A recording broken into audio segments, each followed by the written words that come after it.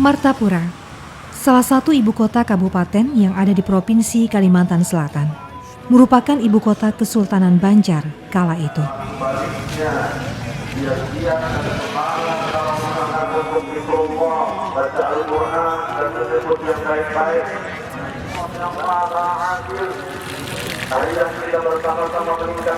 Ulama yang sangat terkenal dan hingga kini masih tetap terpatri dalam sejarah adalah Syekh Muhammad Arsad Al-Banjari yang juga penulis kitab Sabilal Muhtadin.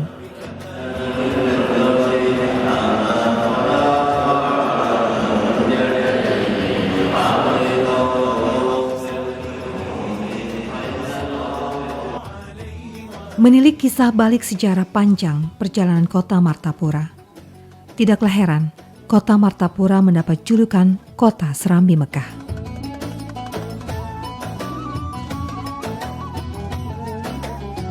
Tidak hanya itu, kota yang berpenduduk sebanyak 350 jiwa lebih, terletak di tepi sungai Martapura ini, juga disebut kota santri.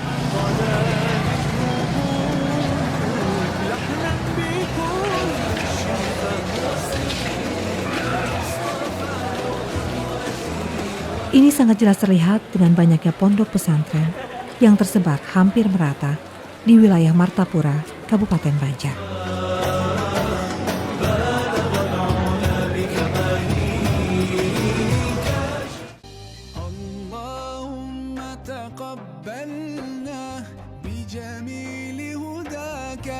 Syekh Muhammad Arsad Al-Banjari, tokoh ulama besar yang masih melekat di hati umat Islam, terutama masyarakat Martapura.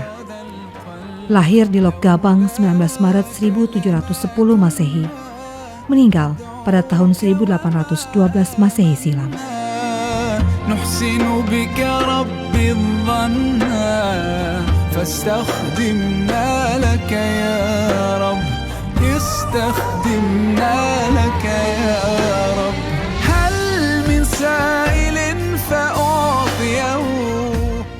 Semasa hidupnya, cukup banyak meninggalkan bukti sejarah karya tulis di bidang keagamaan. Syekh Muhammad Arsad Al-Banjari merupakan pelopor pengajaran hukum Islam di Kalimantan Selatan.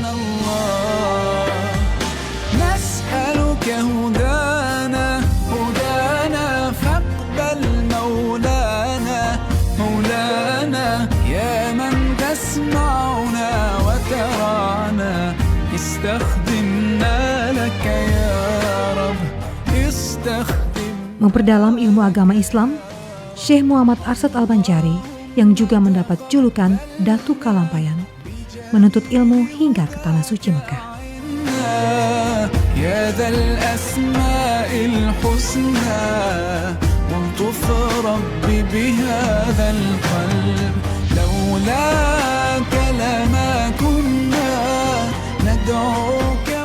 Sekembalinya dari Mekah, Syekh Muhammad Arsad Al-Banjari membuka tempat pengajian yang diberi nama Dalam Pagar.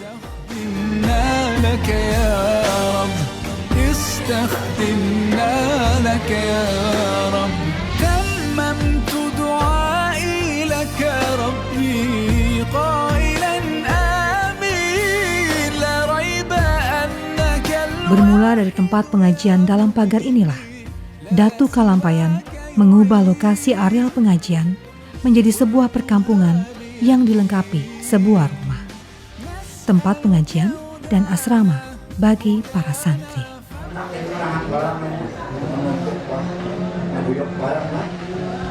Nah, ini kayaknya menimbun barang. Al-jalibu marzukun wal muhtakiru malpunun. Bermula orang yang menarik Sejak saat itulah, perkampungan ini mulai ramai didatangi para santri dari berbagai pelosok daerah. Kampung Dalam Pagar akhirnya menjadi nama perkampungan ini.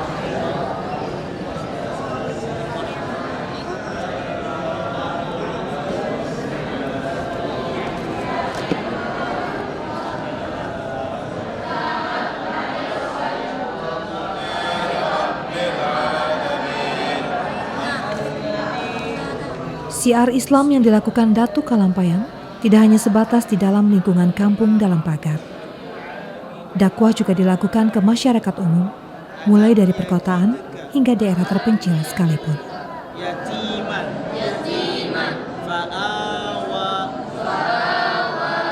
alam yajidka yatiman, fa'awa. Syekh Muhammad Arsad Al-Banjari adalah salah satu tokoh penyebar agama Islam yang ada di Kalimantan Selatan, pada khususnya wabil khusus, wabil umum, yaitu di Kalimantan. Beliau adalah salah satu penyebar agama Islam yang sangat banyak sekali jasanya untuk orang-orang Kalimantan Selatan. Nah, sebagaimana kita ketahui bersama bahwa beliau adalah seorang ulama yang terkenal dengan visi misi beliau, yaitu tarbiyah, pendidikan, dakwah, dan ibadah. Dalam bidang pendidikan, beliau pada mulanya telah membuka pengajian sesuai dengan perintah Kesultanan Banjar pada waktu itu. Beliau diberikan satu lahan, yaitu tempatnya di dalam pagar. Nah, di sanalah mulainya berkembang ilmu pengetahuan keagamaan pada waktu itu. Banyak orang-orang yang menuntut ilmu dengan beliau dari berbagai penjuru, khususnya di Kalimantan. Nah, itulah mulai menyebarnya agama Islam di Kalimantan Selatan pada waktu itu.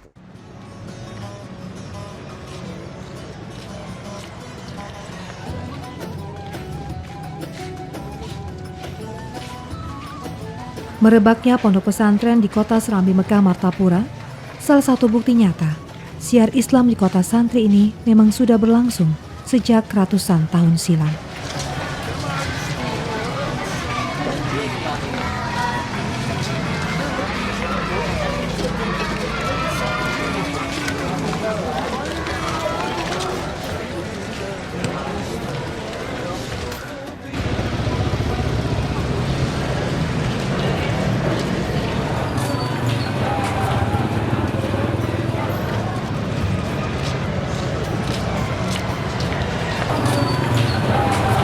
Bukti sejarah yang hingga kini masih terus mensyiarkan agama Islam melalui pendidikan dapat dijumpai di kawasan Pasayangan Martapura, yakni sebuah pondok pesantren yang bernama Darussalam.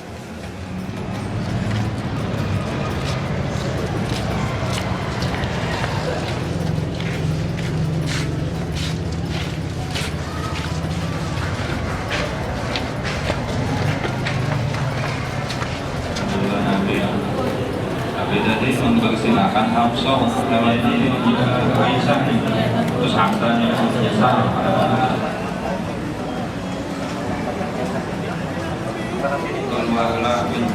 Tidak dapat dipungkiri, kehadiran pondok pesantren Darussalam yang berdiri pada tahun 1914 silam oleh Kiai Haji Jamaluddin, seorang ulama terkemuka saat itu yang merupakan pendiri dan pemimpin pertama pondok pesantren Darussalam, semakin memperluas penyebaran dan keberadaan agama Islam di kota Martapura.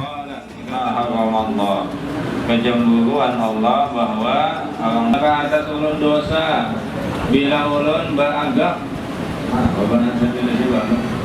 Kita supaya saling memahami tadi. Ketika radhiyallahu taala anha ra'ata Aisyah wa alaihi Hafsatu Nabi Hurairah radhiyallahu anhu Nabi sallallahu alaihi wa ala alihi Hafsah wa Nabi. Dari awal berdirinya, pondok pesantren Darussalam hanya memiliki bangunan cukup sederhana dan menggunakan sistem pengajaran tradisional.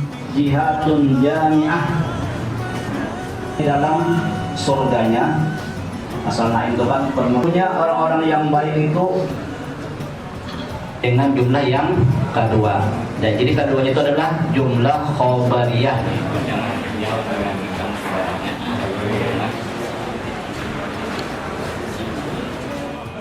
Materi yang diajarkan hanya sebatas bidang agama dengan cara halakah. yakni para santri duduk bersimpuh mengelilingi guru untuk mendengarkan materi pengajaran.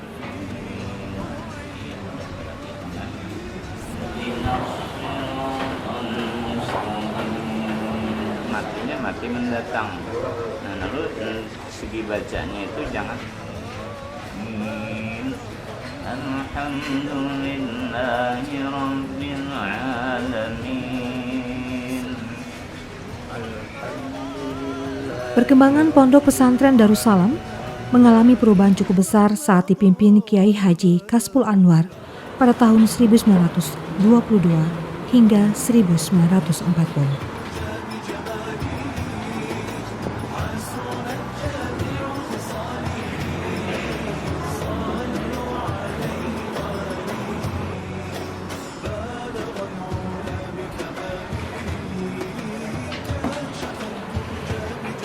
Banyak pembaharuan yang dilakukan bertujuan meningkatkan kualitas pendidikan. Di antaranya pemugaran bangunan menjadi bertingkat, menambah ruang belajar dan kantor. Jadi kita ingat waktu harus kita waktu itu juga bisa lagi jangan waktu kita betul. Jadi kita disuruh apa? Melihat di insan. Idza arafta ta'aba umnika fi tarbiyatika. Jadi wahai seorang anak yang beradab, apabila Tidak hanya bangunan fisik, pembaharuan juga dilakukan dengan menerapkan sistem klasikal, yakni sistem pendidikan tradisional dengan menggunakan sistem berjenjang, mulai dari tahdiriyah, ibtidaiyah, dan sanawiyah yang masing-masing ditempuh selama 3 tahun.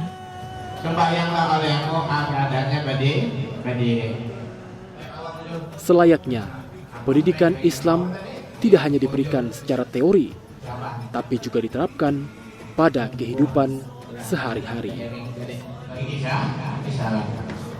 Pain ada kelubung matanya, ingat? Mata kenapa lagi buka kantuk kenapa? Tapi akal waras saja lagi enggak?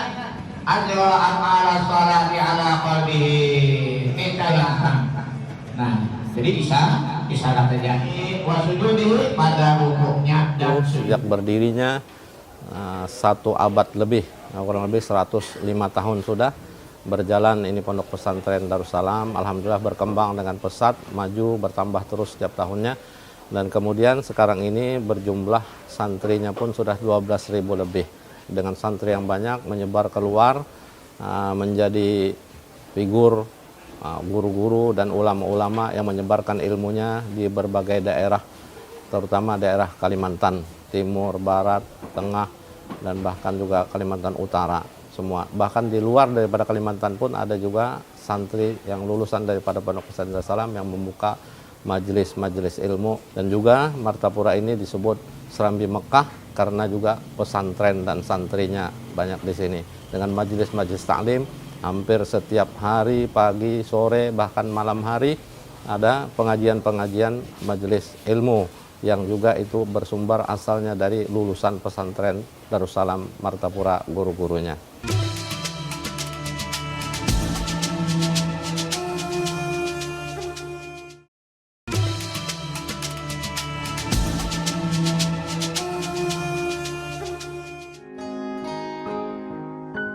Ya Rasulullah, ya Nabi, laka syafa'a wa hadha matlabi ya Nabi, ya Rasulullah. Kiai Haji Muhammad Syeni Abdul Ghani, biasa disebut Guru Icai atau Guru Skumpul, terlahir pada 27 Muharram 1361 Hijriah. Bertepatan 11 Februari 1942 Masehi di Desa Tunggal Irang, seberang Martapura. Adalah sosok ulama tersohor yang sangat dikenal luas, tidak hanya di hati umat Islam kota Serambi Mekah, Martapura, namun meluas hingga mancanegara.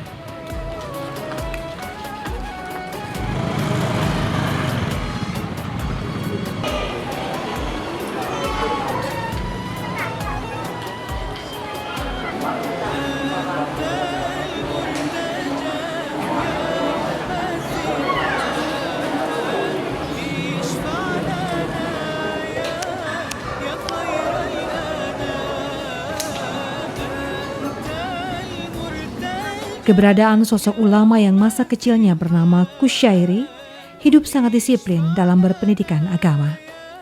Sejak usia dini, Kusyairi sudah ditanamkan nilai-nilai ketauhidan dan akhlak mulia serta penanaman nilai-nilai Qur'ani oleh kedua orang tua dan neneknya.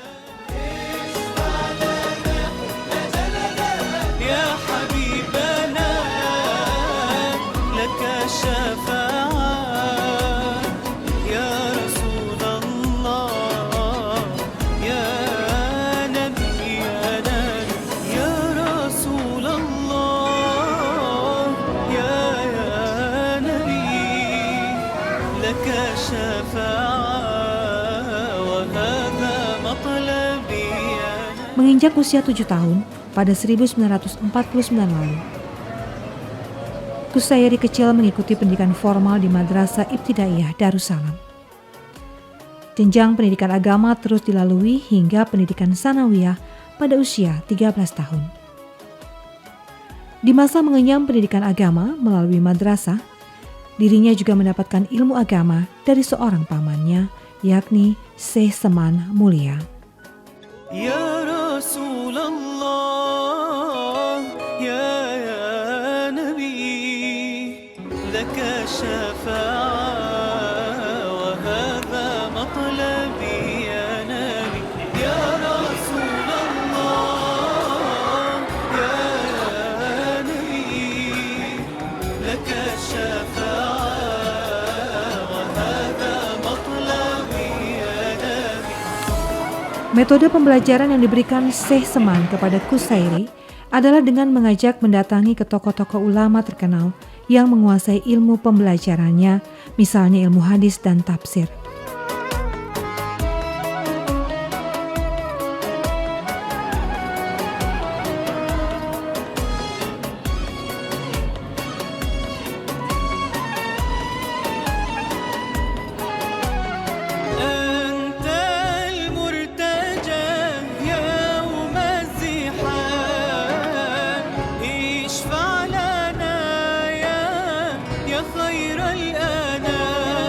Dalam kurun waktu perjalanan, sosok Kusyairi semakin disegani dan dihormati kalangan umat Islam. Terlebih dirinya memiliki garis keturunan atau juriyat Syekh Muhammad Arsad Al-Banjari.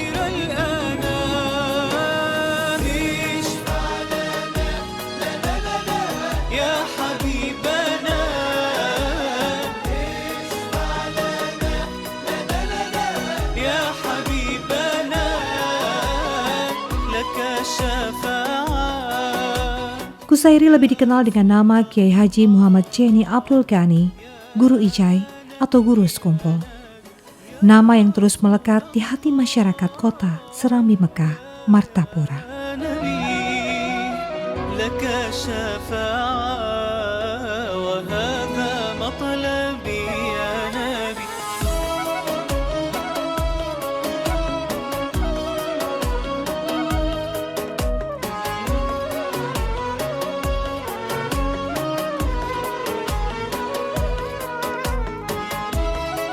Guru Ijai atau Guru Sekumpul memiliki karisma sangat kuat di mata umatnya. Tidak heran semasa hidupnya, guru harismatik ini sangat banyak memiliki pengikut. Terlebih saat pengajian dilaksanakan di kawasan kediamannya, Sekumpul, Martapura. Ku harap syafaatmu, ya Habiballah.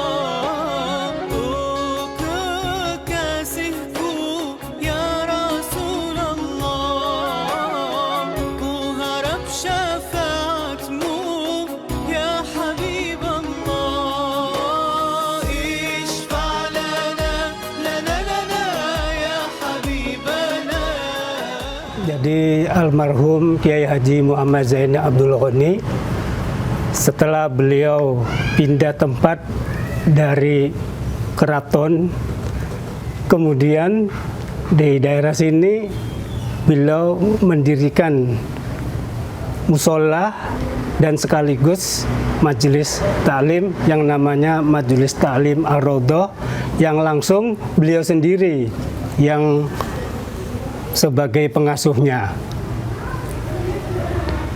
di dalam pelaksanaan pengajian itu, di samping Musola Ar-Raudhah ini didirikan sebagai tempat ibadah, juga sebagai tempat pembinaan umat dalam rangka untuk meningkatkan keimanan, ketakwaan kepada Allah Subhanahu wa Ta'ala dengan ajaran-ajaran yang beliau sampaikan. Ada 3 macam pada dasarnya, yaitu masalah syariah, masalah akidah, dan masalah akhlak serta tasawuf. Pengajian yang disampaikan oleh Guru Muhammad Zaini Abdul Ghani ini sangat berkaitan dengan Syekh Muhammad Arsyad Al-Banjari, dengan Pondok Pesantren Darussalam dan pondok-pondok lainnya. Mereka berhimpun di tempat ini untuk menimbah ilmu agama, khususnya agama Islam, ahli sunnah wal jamaah. Yang diharapkan Martapura sebagai kota Serambi Mekah yang menuju kepada Martapura, kota Baiman, Bauntung, dan Batuah. Sejarah syiar Islam yang begitu kuat di kota Martapura menjadi kunci utama dan memang layak penyebutan kota Serambi Mekah diberikan untuk kota santri ini. Martapura, kota Serambi Mekah.